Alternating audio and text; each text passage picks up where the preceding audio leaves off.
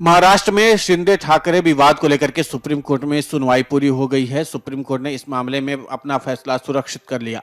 अब कोर्ट दलीलें नहीं सुनेगा, अब सीधा फैसला आएगा। 9 महीने तक महाराष्ट्र के राजनीतिक संकट को लेकर सुनवाई चली, अब फैसले का इंतजार है। सुनवाई की शुरुआत ठाकरे गुट की ओर से कपिल सिब्बल ने की थी। इसके बाद अभिषेक मनु सिंघवी ने दलीलें पेश की थी। फिर राज्यपाल और शिंदे गुट के वकील महेश जेठमलानी, हरीश साल्वे और नीरज किशन कौल की ओर से दलीलें पेश की गई। कोर्ट ने दोनों तरफ की दलीलें सुनी है। अब फैसला किसके पक्ष में जाएगा उसका न सिर्फ पूरे महाराष्ट्र को इंतजार है, बल्कि कई संवैधानिक सवालों को भी हल होना है। इसलिए पूरे देश को इसका इंतजार है। कपिल सिब्बल दलीलें खत्म करते वक्त भावुक हो गए। उन्होंने कहा कि इस कोर्ट का इतिहास संविधान और लोकतंत्र के संरक्षक के रूप में कायम रहा है। कपिल सिब्बल ने राज्यपाल द्वारा एकनाथ शिंदे सरकार की स्थापना के लिए किए गए फैसले को रद्द करने की मांग करते हुए कहा कि अगर न्यायालय ने दखल नहीं दिया तो लोकतंत्र देश से खत्म हो जाएगा। सिब्बल ने कहा कि कोर्ट के इतिहास का एक ऐसा मामला है जिस पर लोकतंत्र का भविष्य तय होने वाला है। मुझे पूरा यकीन है कि अगर कोर्ट ने मध्यस्थता नहीं की तो लोकतंत्र खतरे में पड़ जाएगा, क्योंकि आने वाले वक्त में फिर किसी भी सरकार को टिकने नहीं दिया जाएगा। मैं इस उम्मीद के साथ अपनी दलीलें खत्म करता हूं कि आप राज्यपाल के आदेश को रद्द करें। महाराष्ट्र की 14 करोड़ की जनता की आपसे उम्मीदें हैं। इससे पहले अपनी दलीलों में कपिल सिब्बल ने राज्यपाल की भूमिका पर कई सवाल खड़े किए। सिब्बल ने कहा कि कभी भी फूट से अलग हुआ कोई गुट एक ही गुट रहता है, वो राजनीतिक दल नहीं हो सकता। राजनीतिक दल कौन है इसका फैसला चुनाव आयोग कर सकता है।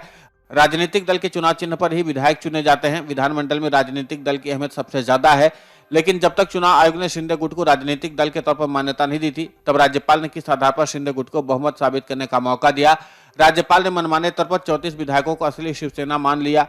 राज्यपाल का यह काम संविधान विरोधी था। राज्यपाल सिर्फ मान्यता प्राप्त दलों से चर्चा कर सकते हैं, किसी गुट से नहीं। आपको बता दें कि इसके पहले सीजेआई डीवाई चंद्रचूड़ ने शिवसेना के बागी विधायकों से अलग होने की वजह पूछी है। चीफ जस्टिस ऑफ इंडिया ने कहा कि 3 साल बाद बगावत करने वाले विधायकों ने एमबीए गठबंधन पर आपत्ति क्यों जताई। अगर ऐसा था तो पहले ही इस तरह की सरकार बनाने पर राजी क्यों हो गए। सीजेआई डीवाई चंद्रचूड़ ने शिंदे गुट से कहा कि पहले तो आप लोग साथ में मिलकर सरकार बना लेते हैं, फिर कार्यकाल का फल लेकर अलग हो जाते हैं।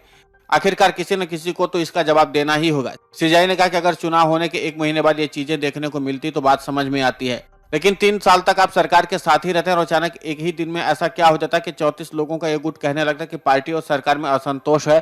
2022 में उद्धव ठाकरे के नेतृत्व वाली सरकार गिरने को लेकर शाराना अंदाज में बहस देखने को मिली। कोर्ट में पूछा गया कि बहुमत के सदस्यों ने बाकी बचे कार्यकाल के लिए दूसरों के साथ क्यों रोटी तोड़ ली। चीफ जस्टिस ने शिंदे गुट से सवाल पूछा कि आप सभी एक खुशहाल शादीशुदा रिश्ते में थे, तो फिर अचानक क्या हो गया। अब इन तमाम सवालों के बावजूद तमाम दलीलें भी रखी गई हैं।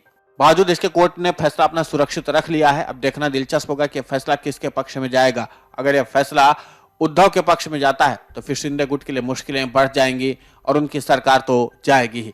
और अगर शिंदे गुट के पक्ष में फैसला गया तो फिर उद्धव को एक बड़ा झटका लगेगा। Video desk अमर-उजाला.com। डाउनलोड करें अमर उजाला ऐप और पाएं खबरें लगातार।